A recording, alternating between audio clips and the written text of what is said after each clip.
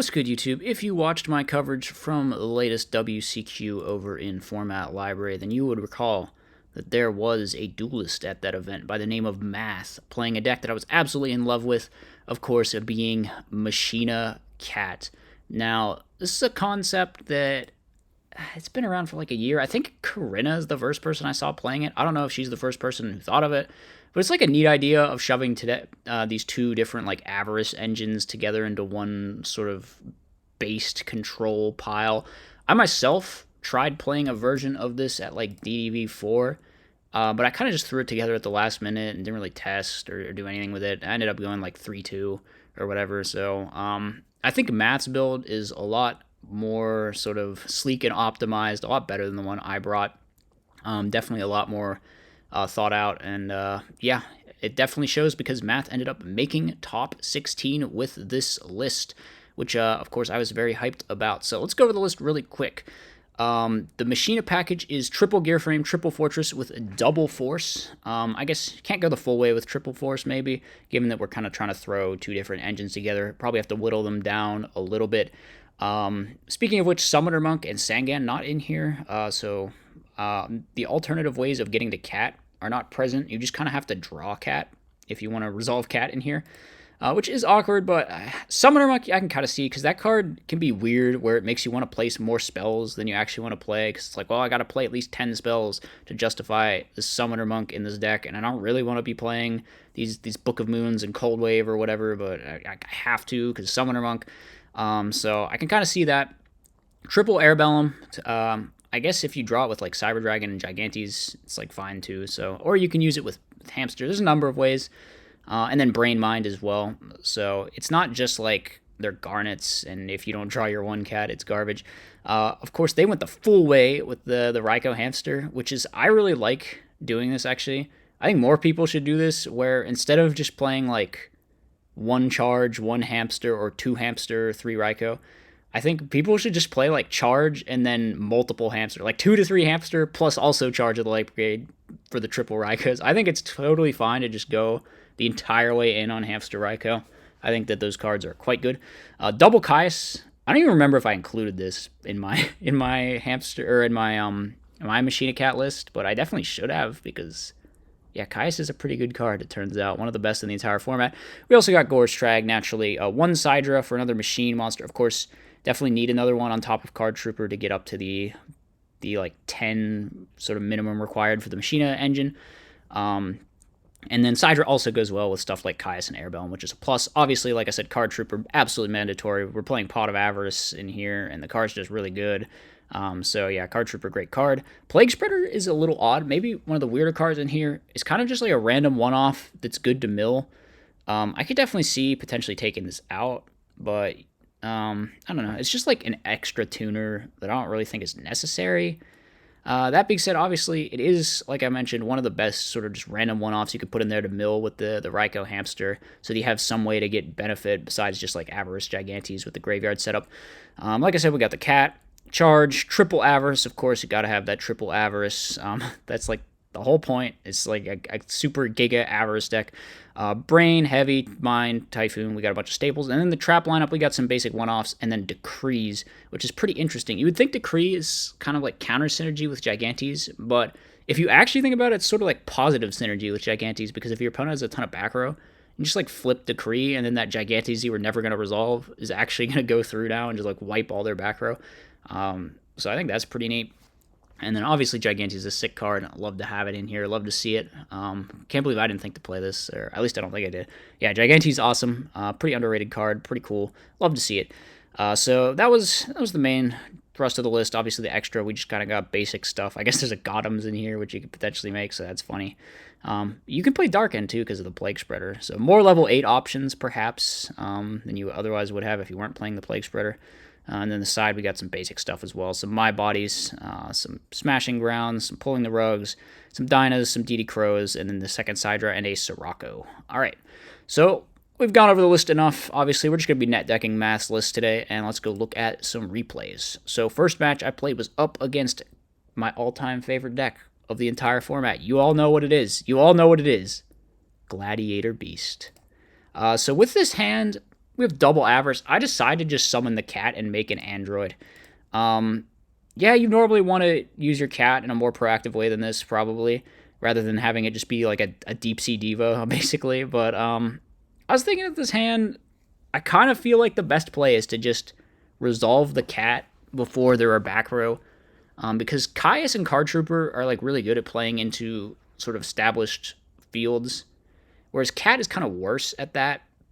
You sort of want to clear their stuff first and then go for Cat. So I felt like just make the synchro here and then save my Brain Caius and my Card Trooper for if they like set a monster or summon, set some back row, whatever. So I end up setting the Avarice as a bluff, just because we got two of them, and I don't want them to just willy-nilly not play around anything. So I think having the Avarice set is fine.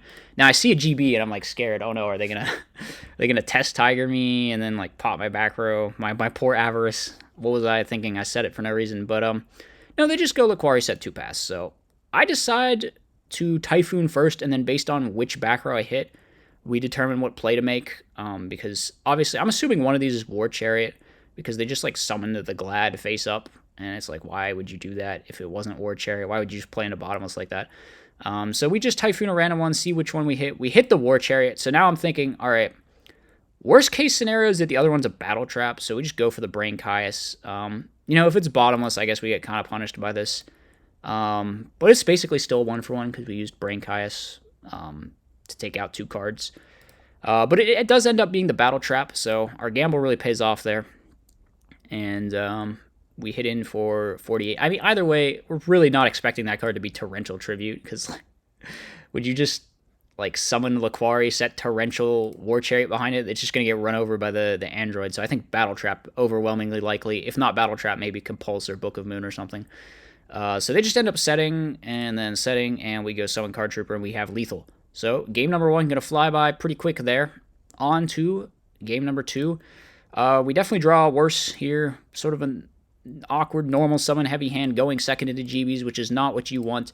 I'm thinking might be War Chariot again. It turns out it was Starlight Road. So I just decide let's go for this Airbellum, and if it's bottomless Deep Prison, then we force out the back row. And if it's not, then hey, we get to rip a card. So I think we end up ripping the Airbellum, which is pretty decent for us. They top deck into Smashing Ground. The funny thing is they can't Monk Cat because they're under their own die-fi, and Cat sends itself to the graveyard as cost. So neither of us can resolve our Rescue Cat. So they kind of screwed themselves with this Floodgate, actually, because they end up having to do some weird, awkward play where they can't go for Rescue Cat. Now we just summon Gear Frame Attack. I figure this should probably go through because the Airbellum went through, so yeah. They draw into a Solemn Judgment, which is, I mean, okay, but they need a play. I decide to set the My Body, and here they do end up going for the cat play, or not the cat play. Like I said, they can't go for the cat play because of Dimensional Fissure, which is hilarious. So instead, they just go for the play with the Test Tiger and the Darius, which, yeah, they end up picking Murmillo. I guess they could have gone Bestie and then hit over the... I guess... I don't know. Maybe they should have gone Laquari and just tried to hit over the Gear Frame and Solemn Judgment by back row. And then... I don't know where you go from there, but hey, it's something. The back row isn't War Chariot, though, so... Like, this whole situation becomes a lot less awkward. I just, like, Raikou their guy. And then they just immediately scoop the game there, so... yeah. We end up... I felt like they could have played a little longer, played it out a little bit more, but yeah, we were obviously in an advantageous position there, so understandable.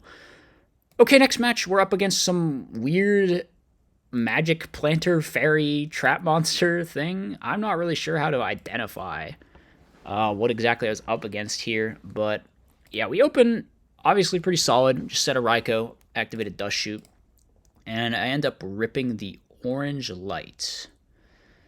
I think there were a number of correct... I like, pretty much anything you take off Dust Shoot here is honestly fine. Like, you take out Dim Alk, they don't have a good normal summon. Take out Honest, they don't have Honest backing up their normal summon. You take out Caius, they don't have any, like, threats, per se. So, yeah, I don't know if I made the right choice there. The skill drain is obviously the bigger issue. So I just go Charge, set Plague, make them think that was the Raikou. For some reason, they still Caius the set Plague, though. So I guess maybe they didn't fall for that. We go for the Mirror Force, and they Purple Light my Mirror Force. So a little bit annoying. We need to find a way to deal with this Caius. Hopefully we can fill up our graveyard here, and we draw into a great way to fill up our graveyard. Another machine, so we can just pitch Summon Fortress out, activate Pot of Avarice, put back 5 cards, and we draw into an out to skill drain, I believe. Yes, we draw into a Mystical Space Typhoon, which means now we get to get in with that hand rip with the Arabellum. And we already know about the Magic Planter, and I think we rip the Zoma the Spirit. So, really good situation, obviously, knowing that the opponent has 0 good cards. They set Marshmallow on, but we just Tribute Summon Caius, and obviously we would revive that Fortress and attack for game there. So, on to game number 2. Opponent's going to go Summon Dimmalk, set Pulling the Rug, which, yeah, decent side deck card against this deck. We got the Fortress, or the Gear Frames and the Caius. So here they banish, and they banish a Chalice, which is kind of wild. Apparently they're on Chalice and Skill Drain. So they hit in. And I think we go for the Mirror Force since they've whiffed twice off Dimmalk. Very unlucky. They decide to Purple Light here, which I'm like totally cool with because now we can flip up Torrential. Very good tempo there. They add back the Purple Lights. And the kind of awkward thing, though, that happens is that they Orange Light my Arabellum, and then their last card is Christia with exactly 4 fairies. So definitely a bit of a problematic situation here for us. I'm not going to lie. Fortunately for me, they go add back the Purple Light, of course, because they're afraid of the back row, I guess, being another Battle Trap. Yeah, I think they should have just added back Orange Light, because now, obviously, we just go charge, get Raikou, and then next turn we have Pot of Avarice live. So we opt to take out the Christia. It goes to top. They still have 3 fairies in graveyard. They got to get 1 more down there. We go for the Pot of Avarice, and I think we draw into Cat. Yeah, and I think for a while about what to do here.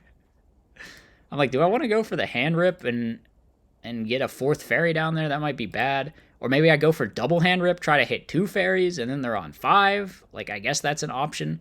I think I just in my mind, I was just going to make a Taster, but then they just scoop when they see the Cat. So, another little bit of a potentially preemptive concession there by the opponent, but we take those. We take those absolutely. So yeah, that was Math's Machina Cat deck. I definitely think it was a very solid build, probably better than my attempt at the build from way back when. So yes, I was very impressed with it. I thought it was great during the WCQ as well. So yeah, I hope you guys enjoyed. Let me know what you thought in the comments. I'll see you next time. As always, be sure to like, comment, and subscribe. Furthermore, if you enjoy my content, you should think about becoming a channel member. You get access to tons of bonus content, and it's a great way to help support the channel.